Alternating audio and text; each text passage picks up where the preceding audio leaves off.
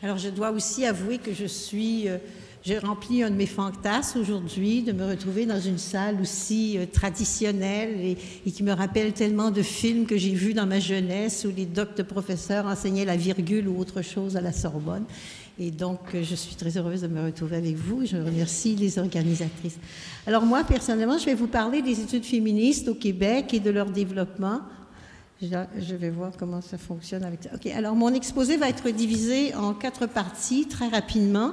La première partie, je vais faire un petit état de la situation, non pas des études féministes, mais de la spécificité des études féministes telles que se développent au Québec.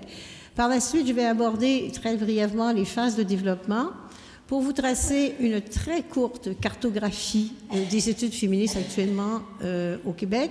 Et je vais surtout, peut-être, si je suis assez rapide pour m'y rendre, parler des tensions et des préoccupations qui nous occupent au regard du développement des études féministes au Québec. Alors, au risque de simplifier indûment, j'aborderai finalement 2 facteurs qui m'apparaissent avoir donné leur coloration, leur spécificité aux études féministes québécoises et surtout à leur mode d'institutionnalisation. Alors, je parle d'une part de la proximité avec le mouvement des femmes et d'autre part, je vais parler aussi du triple créneau d'influence qui a marqué le développement des études féministes au Québec. Alors, je vous dirais, comme dans bien d'autres pays d'ailleurs, l'implantation des études féministes en tant que champ de savoir institutionnalisé est largement tributaire, évidemment, de l'investissement de militantes dans le développement des programmes d'études et de recherche. Et d'une certaine mesure, ce sont de jeunes militantes qui sont rentrées dans les universités au début des années 70. Peut-être qu'on a profité de la jeunesse, de la création, entre autres, de mon université, l'Université du Québec à Montréal, qui était moins ancrée dans des traditions d'enseignement et dans des us et coutumes. Et donc, vraisemblablement, il y a plusieurs militantes féministes qui ont pu rentrer dans les universités du Québec à Montréal et aussi à l'Université Concordia, qui est un peu, si vous voulez, la contrepartie anglophone par rapport aux 2 grandes universités traditionnelles qu'on va trouver à Montréal, McGill et l'Université de Montréal, à laquelle on m'a associé d'ailleurs, mais je maintiens Université du Québec à Montréal, et par ailleurs Laval notamment. Donc, ce sont vraiment parce que le mouvement des femmes a donné une certaine, je dirais, avance,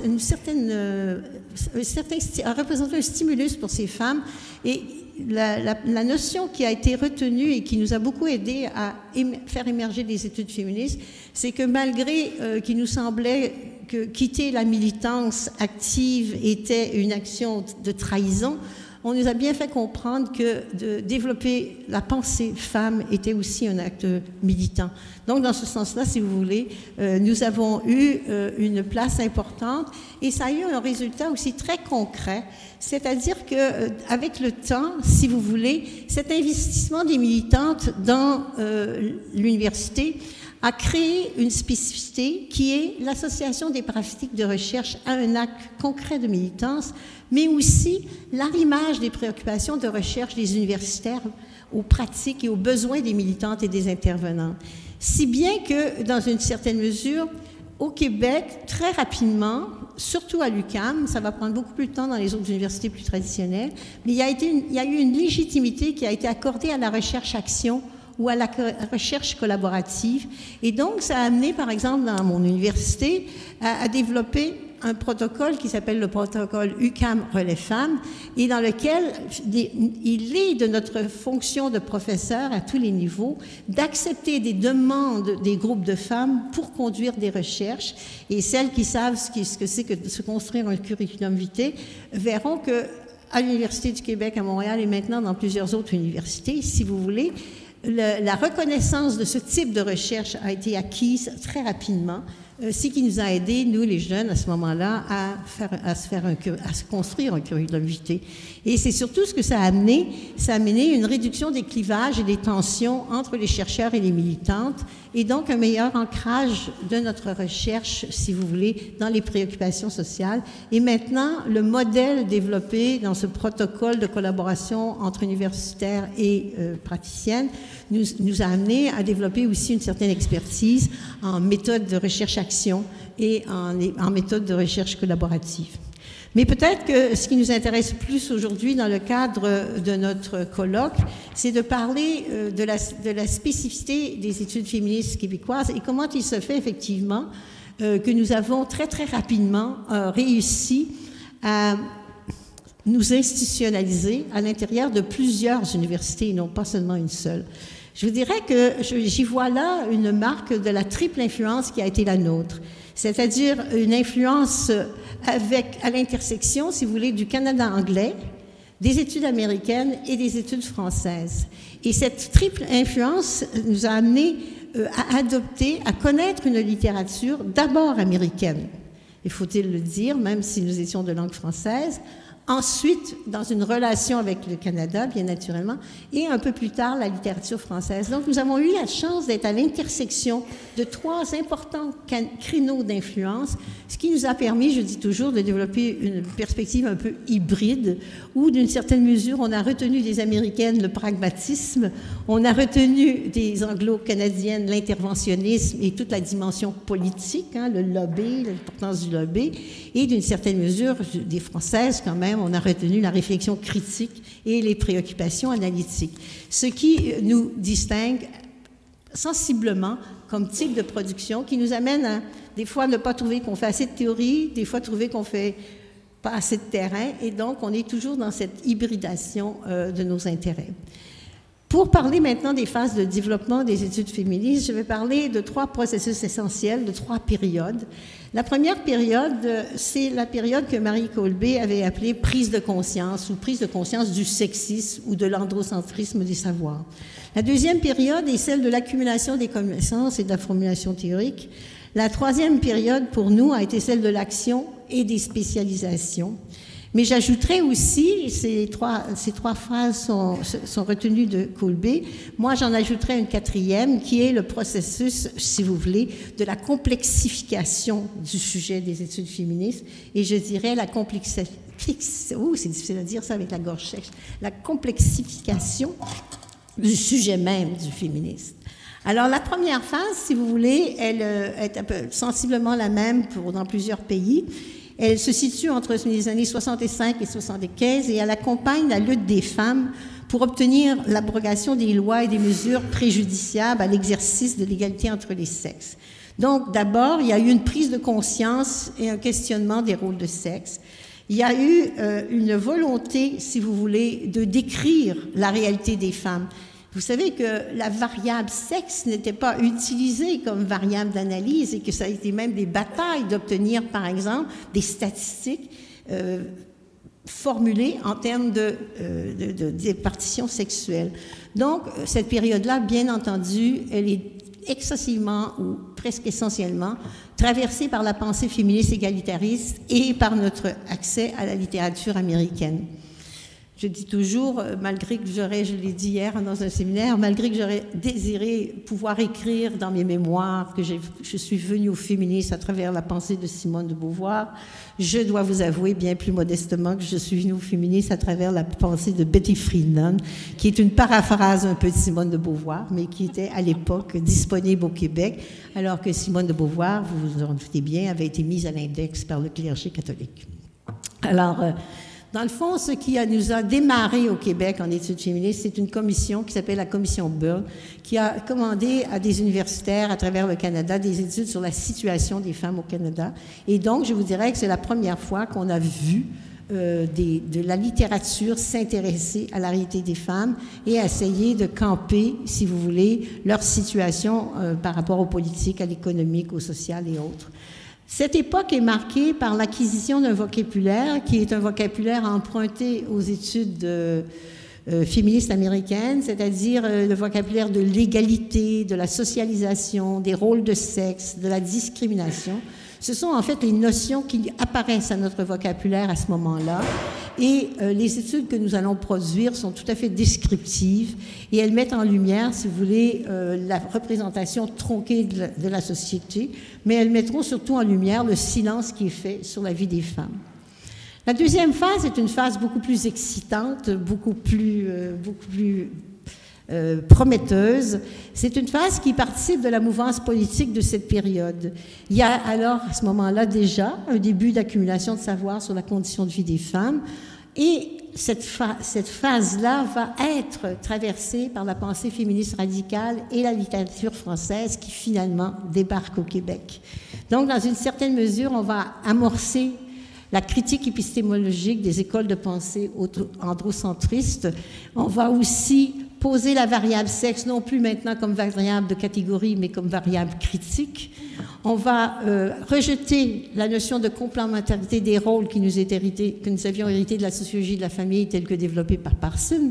Et d'une certaine mesure, on va entreprendre une nouvelle aventure, je dois le dire, puisque nous allons dorénavant proposer une conceptualisation des rapports hommes-femmes, non plus en termes de complémentarité, mais en termes de rapports sociaux de sexe, et qui dit rapports sociaux de sexe dit conflit et tension. Alors, le vocabulaire qui nous arrive à cette époque-là, c'est celui de patriarcat, rapport de sexe, division sexuelle du travail, rapport de pouvoir, classe de femmes, oppression, appropriation. Tous ces termes apparaissent au vocabulaire. Alors, vous voyez aussi l'influence ici de la littérature française qui nous parvient. Et donc, dans cette période-là, deuxième phase, il va y avoir le développement d'une recherche critique et engagée. Enfin, cette période-là aussi va voir au Québec, et ça, nos collègues françaises nous l'ont assez longuement envié, il va y avoir une véritable institutionnalisation de l'enseignement et de la recherche féministe. Il va y avoir des créations d'instituts, mon propre institut, il va y avoir une création de centre Simone de Beauvoir, il va y avoir la même chose un peu plus tard à McGill. Et donc, il y a effectivement un lieu où on peut se définir sociologue féministe et être engagé quand même. Alors, il y a une troisième phase qui, je vous dirais, qui est la conjoncture sociopolitique qui nous ramène un peu sur l'individu, le privé et l'identitaire. Donc, il va avoir, ce qui caractérise cette phase, c'est l'abandon de l'ambition d'unanimité autour d'un grand récit féministe. Rappelez-vous les critiques qui émergent à ce moment-là. Les conceptions de l'égalité et de la libération se multiplient d'ailleurs. C'est une période qui est traversée par de multiples interpellations à l'intérieur comme à l'extérieur des études féministes. Donc, il va y avoir les théoriciennes postcoloniales, lesbiennes de couvert, qui vont effectivement nous questionner le nous-femmes que nous avions mis de l'avant. Et il y a aussi, faut-il ajouter, les pensées différentialistes, postmodernes et queer qui vont progressivement envahir le domaine des études féministes aussi. Donc, dans ce cadre-là, diversification, spécialisation et cohabitation des thématiques, perspectives théoriques, méthodologiques et ingénierie analytique se multiplient, se diversifient. Mais au Québec, comme nous avons une grande inscription dans le mouvement des femmes, ça va être aussi la période où on va développer assez systématiquement des modèles de recherche-action et de recherche collaborative.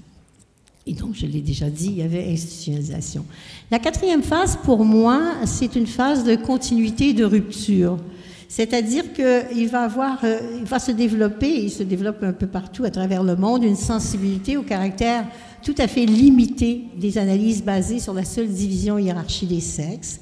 Donc, il y a une ouverture sur la coproduction des rapports de pouvoir et il va y avoir un élargissement du vocabulaire féministe et donc on va assister à l'introduction des termes comme ceux de consubstantialité, imbrication, intersectionnalité des rapports sociaux, conscience dédoublée ou multiple, matrice des oppressions subalternes. Donc, on voit que c'est une approche où et finalement l'ensemble des créneaux qui nous rejoignent sont pris en considération et influent énormément sur la façon dont on va penser nos études féministes. Et celles-ci vont être énormément, si vous voulez, interpellées, modifiées aussi par l'introduction généralisée de la notion d'identité sexuelle et sexuée, de l'hétéronormativité et par les LGBTIA qui vont continuellement nous interroger. Donc, je vous dirais que les études féministes, aujourd'hui au Québec, se voient retravaillées et interpellées par le refus d'une vision dominante du féministe, par les différentes revendications identitaires et religieuses qui reviennent de l'avant, naturellement, avec la diversité maintenant des pratiques et des religions. Il va y avoir effectivement une énorme importance qui va être accordée aux notions d'identité culturelle, d'identité sexuelle, de choix et de genre dans l'espace théorique.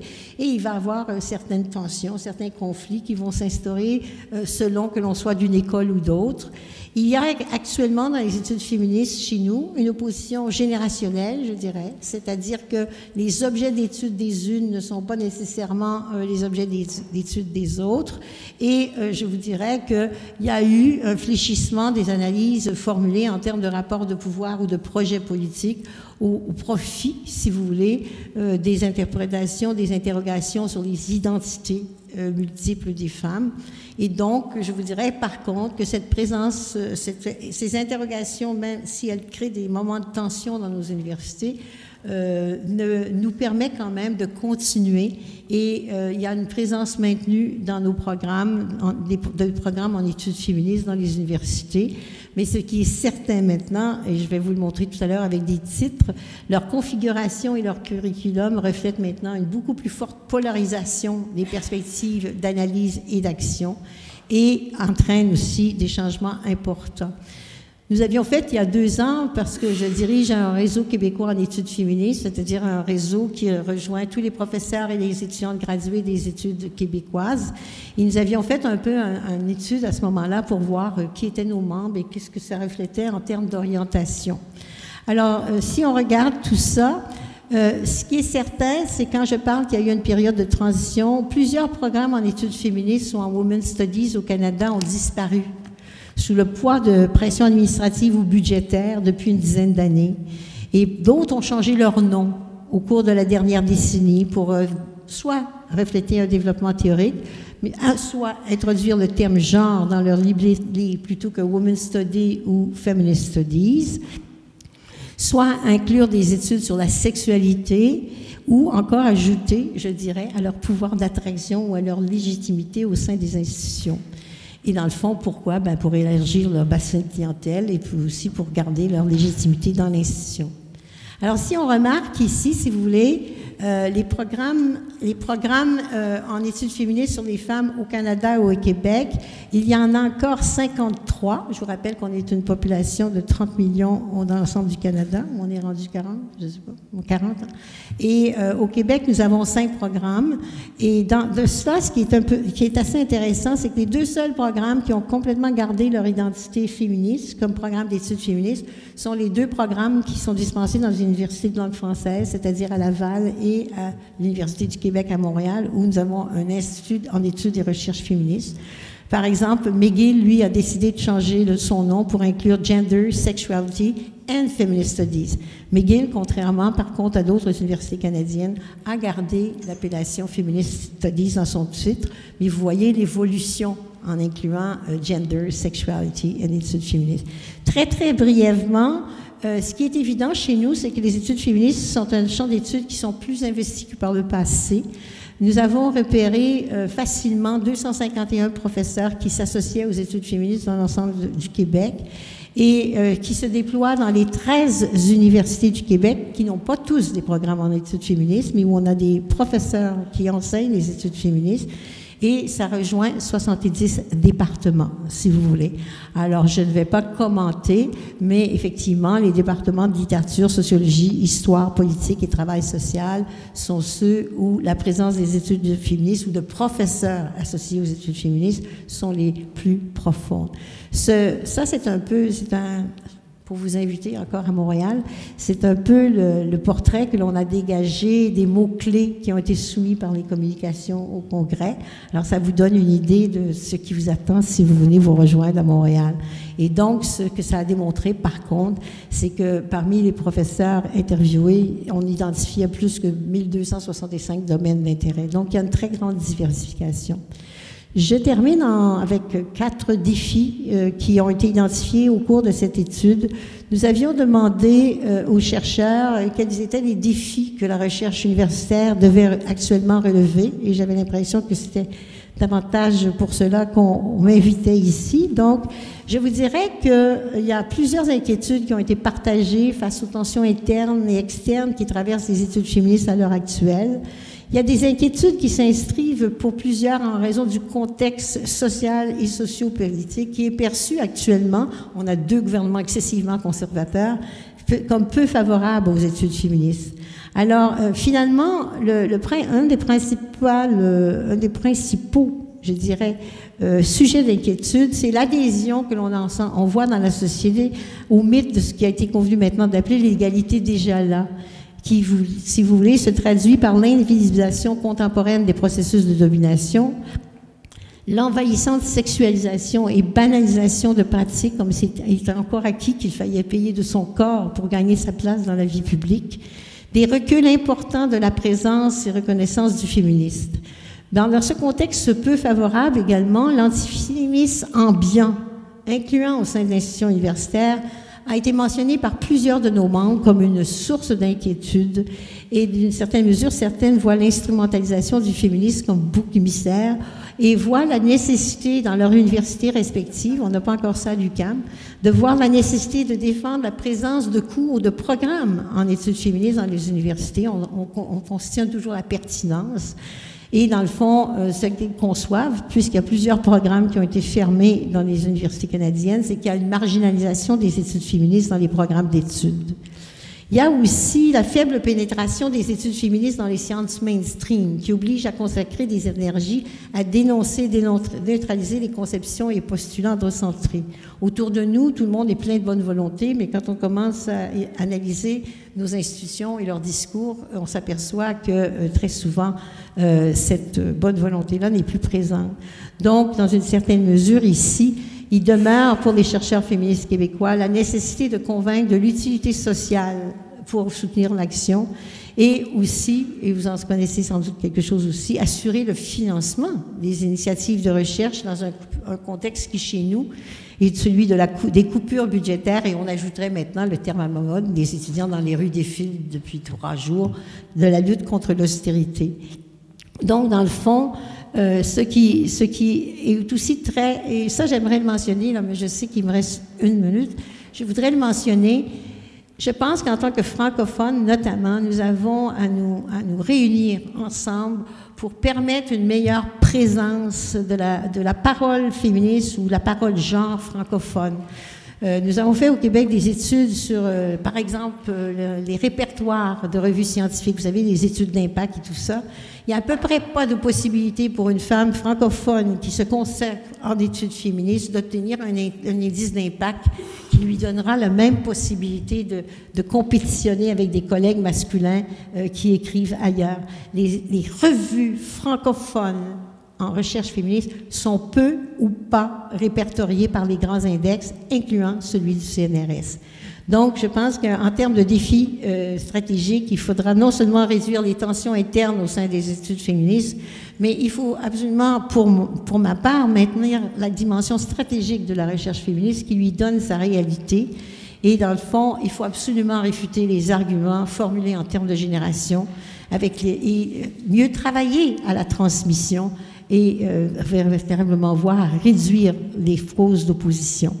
Je pense qu'il faut aussi développer nos méthodes de recherche collaborative et de recherche-action et maintenir la dimension politique de la recherche féministe et clarifier les conditions de construction théorique du féminisme.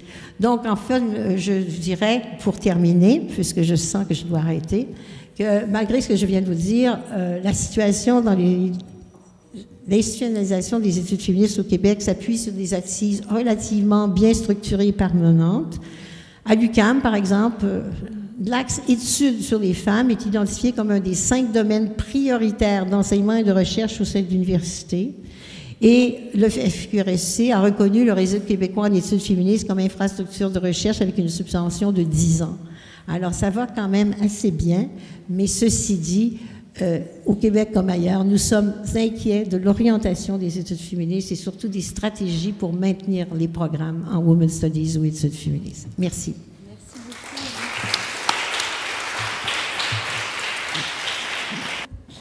beaucoup. Juste avant de laisser la parole donc à Virginie Blum pour commencer cette communication, on tenait à remercier en fait 2 autres doctorantes et 2 autres effigistes, qui ont participé à l'élaboration de cette communication. Donc Lola González-Quirano, qui est ici, qui est docteur maintenant et pas doctorante, et Karine Duplan, qui est doctorante en géographie. Voilà. Je te laisse la parole. Merci. Alors moi, j'utiliserai le féminin neutre. Oralement, ça sera beaucoup plus simple. Donc en 2002, lors du 3e colloque international de la recherche féministe francophone à Toulouse, un atelier de doctorantes a été organisé pour lutter contre l'isolement des étudiantes. Et donc de cette rencontre est née l'association Effigie, donc en 2003, association de jeunes chercheuses et chercheurs en études féministes, genre et sexualité, qui entendait militer donc pour l'institutionnalisation des études genre et offrir un espace de solidarité et d'échange entre non-statutaires. Donc depuis sa création, il y a 60 personnes qui se sont succédées au sein du bureau d'effigie, 52 femmes et 8 hommes. Et donc l'association existe donc depuis 12 ans maintenant. Et alors que le paysage des études genre a fortement changé en France, le colloque donc d'aujourd'hui, de demain et d'après-demain, qui dresse donc un état des lieux de la situation des femmes dans le monde académique, nous a semblé être l'occasion de mettre en lumière les spécificités de ce collectif de jeunes chercheurs en études genre, concernant notamment les enjeux de la formation et de la conciliation entre l'engagement militant et les exigences de la recherche. Donc nous reviendrons sur les parcours et les trajectoires d'anciennes effigistes pendant et après leur passage au bureau de l'association, en articulant notre réflexion autour de 3 grandes questions. D'une part, quelles étaient les motivations à l'origine de la création de l'association et par la suite de l'engagement dans Effigie? D'autre part, comment les personnes concernées envisageaient-elles l'articulation entre Effigie et le monde académique? Donc comment pensaient-elles l'association entre militantisme et recherche? Et enfin, alors qu'Effigie est une association de jeunes chercheuses et chercheurs non statutaires, quelles sont les pratiques universitaires et les sociabilités que les anciennes reconnaissent y avoir acquis? Donc pour répondre à ces questionnements, on a effectué une enquête quantitative et qualitative auprès d'anciennes effigistes qui ont quitté le bureau à ce jour. Donc il y a un questionnaire a été passé auprès de ces personnes pour lequel on a obtenu 26 réponses et que nous avons traité avec le logiciel Modalisa. 26 réponses, ça représente environ 50% de taux de réponse. Et ensuite, ces données ont été enrichies du regard porté par d'anciennes effigistes qui ont donné lieu en fait à des entretiens semi-directifs, 6 au total, en lien avec les thématiques du questionnaire. Donc le profil des effigistes ne détonne pas. Majoritairement inscrites en doctorat de SHS, elles ont à plus de 80% un baccalauréat général des filières littéraires ou économiques et sociales et ont en moyenne entre 24 et 27 ans. Spécialisées en études féministes et genre, 86% de l'effectif des membres du bureau est féminin, ce qui surprend guère. Et en revanche, 68% des enquêtés ont bénéficié d'un financement de thèse, alors qu'au niveau national, on n'en compte que 11%. Donc si la thèse apparaît en majorité financée, mais donne lieu à une très faible mobilité internationale, il n'en reste pas moins que dans une large majorité, le financement s'associe à l'exercice d'un travail et la terre apparaît comme prédominant dans le parcours professionnel. Donc la découverte de l'association relève bien souvent du hasard, qu'on s'inscrive sur la liste de diffusion sur conseil d'un ami, d'un collègue ou de sa directrice de thèse, ou en assistant à une JE. Donc l'entrée dans le bureau se fait suite à un premier contact, donc qui a été établi en Master 2 ou en première année, enfin du moins dans les débuts de la thèse, et donc à travers quelqu'un qui était déjà membre, quoi. Donc en réalité, peu de membres mettent en avant le fait d'avoir pensé s'investir dans l'association au moment de cette prise de contact.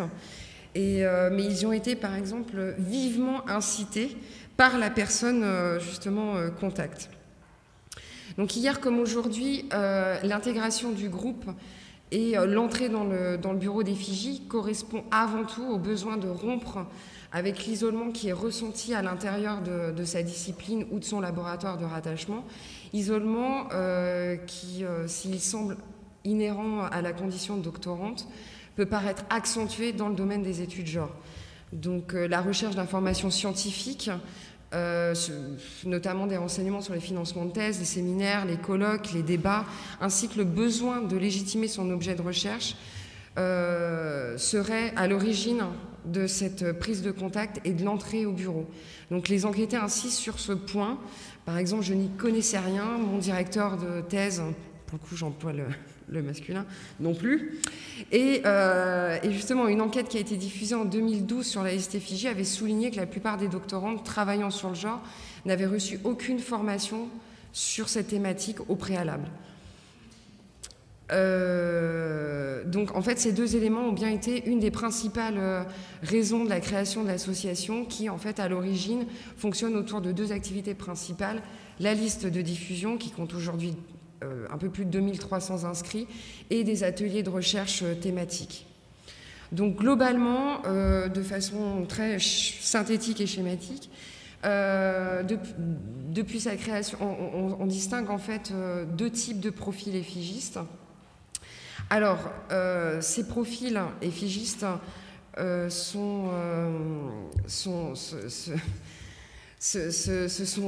sont construits en fait donc dans une association qui, dès sa création, a eu comme principe la non-mixité des postes de présidence, de secrétariat. Alors aujourd'hui, enfin secrétariat, mais un terme qui a subi depuis un glissement sémantique, on parle de vice-présidence aujourd'hui, et de trésorerie. Donc les hommes ne peuvent pas y prétendre. Par contre, en dehors de ces trois fonctions, c'est le principe de mixité qui prévaut. Donc un premier profil minoritaire parmi les effigistes concerne des membres s'étant construit un engagement militant féministe avant leur entrée au bureau d'effigie. Donc là, leur engagement dans l'association est dans le prolongement d'autres engagements au sein d'associations et ou de collectifs pour les droits des femmes, dans des centres gays, lesbiens, bi, trans. Donc profil minoritaire. Un autre profil d'effigiste, celui-ci majoritaire, laisse apparaître une conscience féministe qui s'est construite dans une rencontre accidentelle, donc en référence à la grille de lecture d'Andriucci, avec les études genre. Donc là, si le parcours antérieur à l'insertion dans le champ des études genre a été jalonné, bien évidemment, par des inégalités de sexe, celle-ci n'était pas conscientisée. Donc là, le genre n'apparaît pas comme une voie classique ni initiale, quoi. Donc l'évolution des membres et des profils du bureau d'effigie reflète également les dynamiques plus générales des études genre depuis plus d'une quinzaine d'années, alors à la fois au niveau disciplinaire et géographique. Donc si les fondatrices d'effigie et les premières membres du bureau étaient issus de la sociologie majoritairement et de l'histoire, et qui étaient localisées à Paris, au sein de l'EHESS et à l'ENS, depuis les 5 dernières années, en fait, de nouvelles disciplines sont représentées au sein du bureau, comme les sciences du religieux, la géographie, les sciences du langage, la psychologie, les sciences de l'information et communication. Et au niveau géographique, les études genre se sont aussi développées au sein de plusieurs universités françaises, plus seulement à Paris, également dans ce qu'on appelle en province.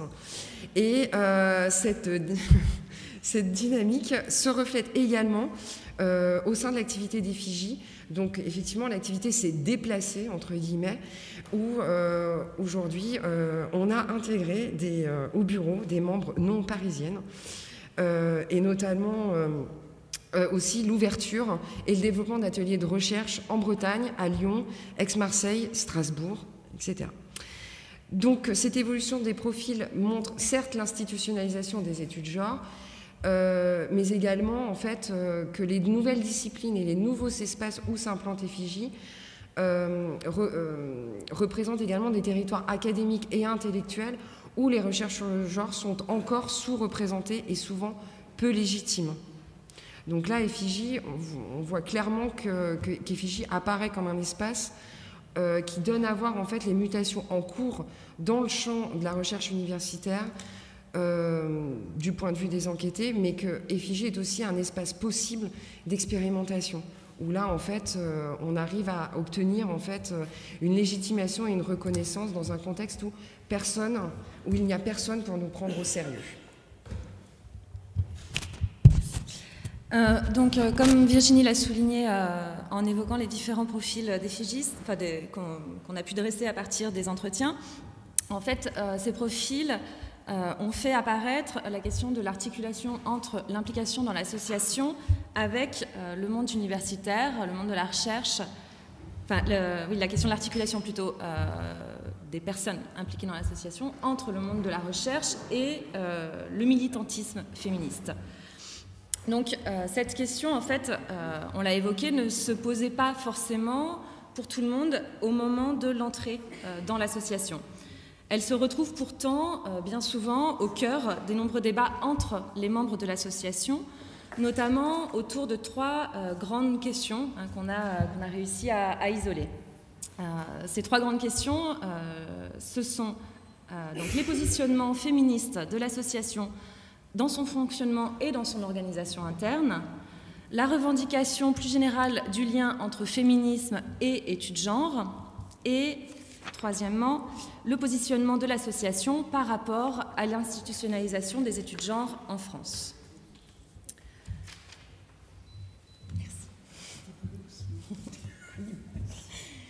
Donc, tout d'abord, sur les positionnements féministes de l'association, donc dans son fonctionnement. Par exemple, si on prend un sujet comme celui de la mixité, donc Virginie l'a rappelé, l'association fonctionne sur un principe de mixité, mais les hommes ne peuvent pas prétendre donc au poste de direction de l'association. Donc en fait, ce principe ne soulève apparemment, n'a que très rarement soulevé de débats internes entre les membres de l'association et qu'il accepte toutes et tous. Mais en fait, la question s'est posée de la perception justement du coup de cette association par rapport aux autres associations féministes où par exemple un principe de non-mixité prévalait. Donc ça pouvait poser en fait des problèmes en termes de relations quand l'un des membres du bureau devait représenter effigie auprès d'autres associations féministes. En revanche, ce principe de mixité a permis à des hommes féministes de trouver leur place dans l'association et des hommes qui, à notre connaissance, d'après ce qu'ils nous ont dit, acceptent totalement l'impossibilité de se présenter au poste à responsabilité. L'un des enquêtés souligne que de toute façon, pour lui ça lui semble tout à fait normal, étant donné le ratio femmes-hommes à l'intérieur de l'association. Les débats ont évolué en fait au fur et à mesure donc de la vie de l'association, mais aussi de l'évolution du champ des études genre en France. Est apparue notamment la question trans, donc savoir en fait comment est-ce qu'on devait intégrer les nouvelles problématiques, notamment dans les statuts de notre association. Mais également la question de la représentation des différentes diversités au sein de l'association, avec une enquêtée qui nous avouait, qui disait donc c'est vrai, on était un bureau de blanches, et on s'en est rendu compte et ça a été critiqué par d'autres membres. Donc les 3 fonctions représentatives du bureau, donc on a présidente, vice-présidente et trésorière, fonctions donc, qui régissent donc, les associations, ne sont pas perçues par les membres de l'association comme impliquant un fonctionnement hiérarchique. Les enquêtés soulignent que le fonctionnement du bureau d'effigie fonctionne donc avec une moindre hiérarchisation, voire une absence de hiérarchisation, où finalement on peut prendre part au bureau et aux activités avec une implication plus ou moins forte. Le poste de présidente, donc, qui se renouvelle chaque année lors de l'Assemblée générale, se décide généralement un peu par hasard, parce que personne ne se propose finalement et qu'il faut bien au dernier moment qu'on élise une présidente. Et ce poste, tous reconnaissent qu'il a finalement davantage de poids symbolique en dehors de l'association que dans le fonctionnement interne. Néanmoins, ce n'est pas non plus un espace qui n'est pas traversé par des tensions et des confrontations, en fait, qui finalement sont inhérentes à tout travail collectif. Mais la façon de fonctionner d'Effigie se distinguerait quand même, selon les enquêtés, comme étant un espace assez sécurisé, assez safe au niveau des débats. Un enquêté nous dit « La manière dont les problèmes s'exprimaient, il me semble que c'était assez safe et que les manières de régler les conflits se faisaient hors violence. » Donc c'est un espace en fait, où notamment les différentes formes de féminisme peuvent s'exprimer, où ils ne sont pas forcément mise en question, mise en débat par les autres membres de l'association, notamment. Deuxièmement, l'autre grand sujet de débat, c'est la revendication du lien entre féminisme et études de genre. Donc ce lien est revendiqué dans le nom même de l'association, qui inscrit ainsi cette association dans l'histoire d'un champ. Cela soulève la question récurrente en fait, de l'identité des études féministes et des études de genre et de sa perception dans le monde académique. On pourrait même dire que finalement, à l'heure où les études de genre peuvent apparaître à la mode via des incitations financières, des appels à projets, c'est ce qui a été souligné dans la communication précédente, le lien entre féminisme et études de genre pourrait tendre à se distendre. Donc Effigie, en fait, a été véritablement, pour certaines doctorantes, le lieu pour concilier, pour allier ces deux aspects. Toutefois, y compris dans les membres de l'association, finalement, l'identité féministe de l'association peut être débattue. Et le fondateur d'un des ateliers nous expliquait ainsi qu'au moment de la création de cet atelier, c'était l'aspect, donc le féminisme, qui avait été le moins mis en avant entre les différents membres. Il hiérarchise les enjeux en ces termes, en disant c'était d'abord, l'objectif c'était d'abord de créer un espace pour les non-statutaires, puis un lieu de discussion affranchi des querelles de chapelle, qu'elles soient institutionnelles ou théoriques. Enfin, un lieu de décloisonnement universitaire et la volonté de développer un lieu protégé par rapport à la violence des propos qui pouvaient se tenir, notamment dans les milieux féministes universitaires. Troisième grand débat, le positionnement de l'association par rapport à l'institutionnalisation des études de genre. La reconnaissance et l'institutionnalisation des études de genre a été, donc on l'a dit, à l'origine de la création de l'association. Aujourd'hui, s'il est indéniable que le paysage des études de genre a évolué et que Effigie, mine de rien, en 10 ans, a pris sa place dans le champ académique, finalement, les enquêtés soulignent l'utilité encore actuelle, très actuelle de l'association. Demeure l'idée dans celles et ceux qui s'y investissent qu'au sein de la jeune recherche se situe la nouveauté et qu'il y a aussi des bonnes pratiques à transmettre. À plusieurs reprises, et notamment à partir de 2009, que les enquêtés identifient comme un tournant de l'association, finalement où l'association cesse d'être un entre-soi et prend véritablement de l'ampleur, Effigie est apparue comme un soutien et un acteur à privilégier donc au sein au sein des études genre. Et les membres du bureau ont eu, dès ce moment-là, à répondre à de nombreuses sollicitations extérieures. Et en fait, ces relations n'ont pas toujours été perçues, à des moments vraiment très précis, comme normales.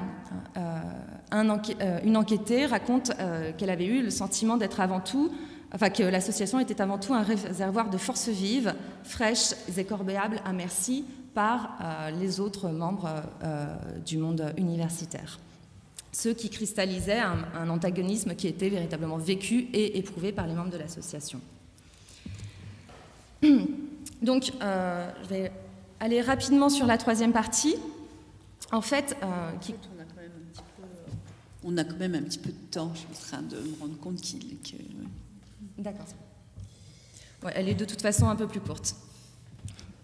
Donc, pour une très grande majorité, la sortie du bureau de l'association ne coïncide pas avec une sortie du monde universitaire et de la recherche, mais correspond plutôt aux temporalités de la thèse.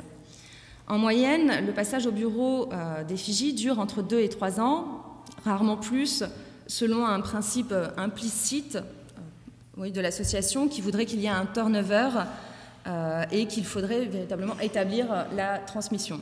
En fait, la première année, on regarde, la seconde, on agit, et la troisième, on passe la main. Ce laps de temps, qui peut apparaître rapide, apparaît néanmoins dans le parcours des doctorantes comme ayant une forte valeur ajoutée. Les enquêtés insistent ainsi sur les bénéfices a posteriori dans leur trajectoire, dont témoigne un lien, si ce n'est actif, du moins affectif avec l'association. Ce gain s'articule autour de 4 axes. Tout d'abord, donc elles perçoivent l'association comme un outil de socialisation militante. C'est un lieu où finalement on peut apprendre à débattre, que ce soit concernant la situation des doctorantes d'une manière générale, avec des moments forts comme en 2009 la mobilisation contre la loi LRU. C'est un lieu où on apprend à prendre part à un mouvement en tant que collectif, à manifester, à défiler. Et cet apprentissage des débats se fait également, bien sûr, sur la liste de diffusion d'effigies, avec la nécessité pour les membres de l'association d'avoir à gérer par moments des oppositions, des conflits assez violents sur des questions comme le port du voile ou la prostitution. Donc, deuxième gain, les enquêtés perçoivent l'association comme un lieu d'apprentissage des pratiques universitaires. Concrètement, il s'agit d'apprendre à faire des rapports d'activité, d'apprendre à faire des demandes de financement, de monter des journées d'études, des projets de partenariat, de communiquer également, de prendre la parole en public, ce qui n'est pas forcément tout le temps donné, l'occasion n'est pas forcément tout le temps donnée aux doctorantes, de participer finalement à tout ce qui constitue la vie de la recherche. De plus, cela permet d'acquérir une connaissance du fonctionnement institutionnel qui est indispensable ensuite si on veut faire de la recherche, puisque ces usages et ces codes ne sont pas forcément explicites. Donc c'est apprendre à comment faire une campagne de recrutement, notamment. Ça peut être qu'un exemple. Les enquêtés soulignent pour beaucoup que c'est ici qu'elles ont appris comment fonctionnait véritablement le monde universitaire, et plusieurs d'entre elles le résument ainsi en disant que finalement l'association était leur laboratoire. Troisième gain, cela a permis pour les membres une connaissance amplifiée du champ des études genre. Alors, si cette connaissance peut être avant tout intellectuelle, donc avec l'apprentissage des différents débats épistémologiques, surtout on y découvre également, et c'est pas forcément donné quand on arrive dans le monde de la recherche, bien que le milieu universitaire n'est pas exempt des enjeux de pouvoir, que le milieu des études féministes et des études genre non plus, qui est également traversé par eux. Et tout ça, on le découvre un petit peu au fur et à mesure de notre implication dans l'association. Enfin, quatrième gain, et peut-être pas des moindres, c'est un espace évidemment de socialisation amicale. Effigie, le collectif en tout cas fonctionne avant tout comme une bande d'amis qui se crée au fur et à mesure. Donc ça crée véritablement un réseau amical, mais également professionnel par la suite évidemment. En fait, pour beaucoup, c'est un réseau qui est encore actif après la sortie du bureau, qui se concrétise en des collaborations de numéros spéciaux de revues, de journées d'études, ou alors on continue à aller écouter les uns ou les autres dans les colloques. Donc les anciennes d'effigie généralement gardent un œil bienveillant sur les poursuites de l'activité de l'association, sans s'y impliquer, parce que c'est vraiment le côté transmission. Finalement, on a fait notre temps dans l'association, c'est maintenant à d'autres de prendre la relève. Mais néanmoins, donc, elle garde un œil bienveillant, notamment en continuant à soutenir financièrement l'association, à surveiller les débats qui se déroulent sur la liste, ou encore à inciter leurs étudiantes à s'y inscrire, voire à s'y investir. Et donc, pour conclure, c'est vrai que l'émulation, c'est quand même une certaine émulation d'être au bureau d'effigie, donc l'émulation qui est vécue au cours de ce temps de passage qui est de fait assez circonscrit, assez court, peine à être retrouvée une fois sortie de l'association, donc à être retrouvée au sein d'autres collectifs, une fois qu'on arrive dans le, je mets des guillemets, dans le vrai monde académique, qui, lui, est marqué par des logiques très fortes de compétition. Et donc, un substitut vraiment peine, le substitut effigie peine à être retrouvé une fois sorti. Alors, c'est vrai que sans avoir la prétention d'une analyse sociologique très poussée, cette recherche qu'on a menée a été un exercice réflexif et autoréflexif assez intéressant et a le mérite de mettre le doigt d'une part sur la place qu'occupe la jeune recherche féministe en études genre et sexualité, qui est donc ainsi constituée dans Effigie, et donc c'est une place par rapport à des dynamiques plus générales, et d'autre part sur le difficile positionnement de cette relève qui découvre les enjeux et les tensions du monde universitaire, et également les enjeux et les tensions de du monde des études genre, parce que bien évidemment il y en a, et qu'après voilà, on découvre comment il faut composer avec. Voilà, merci. Merci beaucoup.